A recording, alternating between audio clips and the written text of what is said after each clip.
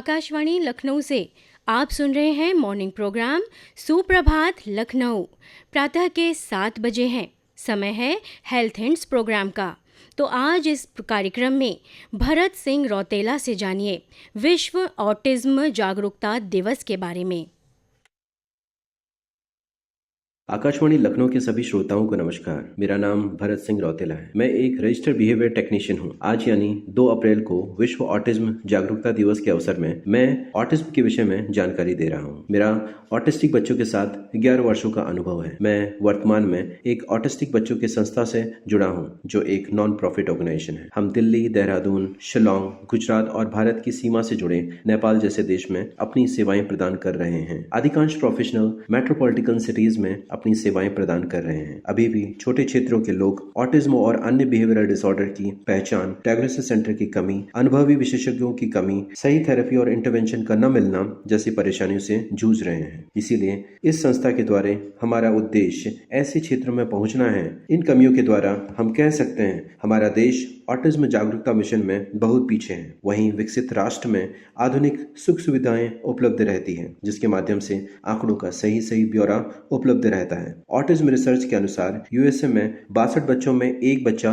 Autism spectrum disorder से प्रभावित होता है। ऑटिज्म कोई रोग नहीं है। सामान्य शब्दों में ऑटिज्म एक न्यूरो डेवलपमेंटल डिसऑर्डर है जो व्यक्ति के सामाजिक एवं संचार क्षमताओं को प्रभावित करता है। अर्ली एज में सामाजिक क्षमता जैसे कि आंखों से आंखें मिलाकर बात न करना, अपने में खोया रहना, पुकारे जाने में पीछे मुड़कर ना देखना, निर्देशों का पालन नहीं करना और संचार क्षमताओं में जैसे कि इशारों की भाषा नहीं समझ पाना, अपनी जरूरत की चीजें को बोल नहीं पाना। सामान्य बच्चों को जब माता पिता प्यार से पुचकारते हैं तो बच्चे इसके विपरीत मुस्कुराते हैं, लेकिन ऑटिस्टिक बच्चों में ये नहीं देखा जाता। ये सभी कमियां इशारा करती है बच्चे में ऑटिज्म के लक्षण हैं। सामान्य पेरेंट्स के पास ऐसा कोई टेस्ट नहीं होता। उन्हें इन्हीं दैनिक व्यवहार, सामाजिक एवं संचार क्षमताओं की कमी को देखकर अपने डॉक्टर से संपर्क करना चाहिए। माता पिता 18 महीने के बच्चे में यदि ऑटिज्म संबंधित डाउट होने में ऑनलाइन एम चैट में जाकर बच्चे से संबंधित प्रश्न उत्तर को सॉल्व करें। ऐसे उपकरण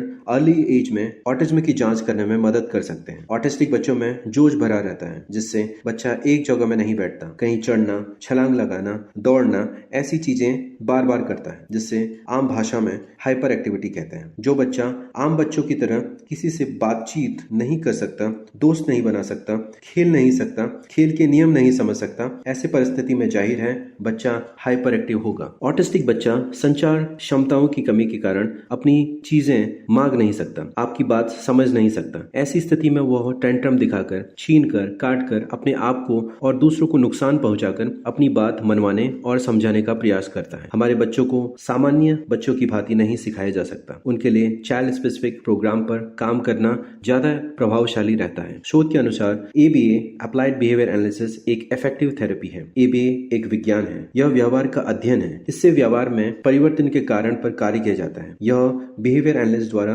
अभ्यास किया जाता है, परंतु ABA के विषय में अधिकांश लोगों को पता नहीं है। समाज में कई भ्रांतियां देखी गई है, जैसे जब बच्चा 2-3 साल की उम्र तक बोल नहीं पाता तो हम इंतजार करते हैं कि समय के साथ बच्चा स्वयं बोलने लगेगा। अर्ली इंटरवेंशन में माता पिता का ध्यान मूल रूप से एकेडमिक स्किल पर होता है। सोचे जो बच्चा भूख लगने पर एप्पल नहीं मांग सकता, उसे एप्पल पर 5 वाक्य लिखने में जोर दिया जाता है। जब गूगल में ऑटिज्म थेरेपी पर सर्च किया जाता है तो ढेर सारे परिणाम प्राप्त होते हैं। प्रत्येक व्यक्ति में हर एक थेरेपी को लेकर अलग अलग ओपिनियन है। कोई पैट थेरेपी को सपोर्ट करता है, कोई स्टेम सेल थेरेपी को और कोई किसी और थेरेपी को। ऑटिस्टिक बच्चों के माता पिता को सही थेरेपी का चुनाव करना बहुत मुश्किल हो जाता है। इसीलिए एक प्रोफेशनल होने के नाते सोसाइटी को अवेयर करना उतना ही जरूरी है जितना ऑटिस्टिक बच्चों को कम्युनिटी स्किल सिखाना। अर्ली इंटरवेंशन में लैंग्वेज और स्किल पर फोकस करना ज्यादा जरूरी होता है। साथ ही कम्युनिटी में घुलना मिलना, दोस्त बनाना, अपनी दैनिक जीवन के कार्यों को खुद से करना उतना ही जरूरी है, लेकिन इन स्किल्स को इग्नोर किया जाता है। परिणाम स्वरूप जैसे जैसे बच्चा बड़ा होता है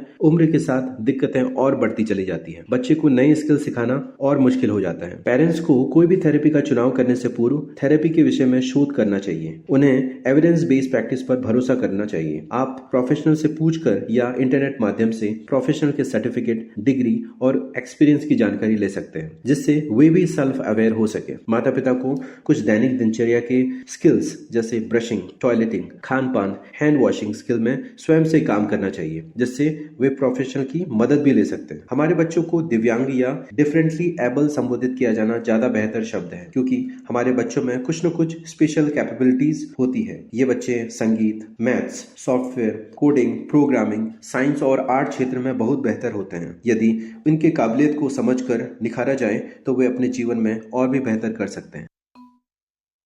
कार्यक्रम हेल्थ हिंट्स में आज हमने भरत सिंह रौतेला से जाना विश्व ऑटिज्म जागरूकता दिवस के बारे में।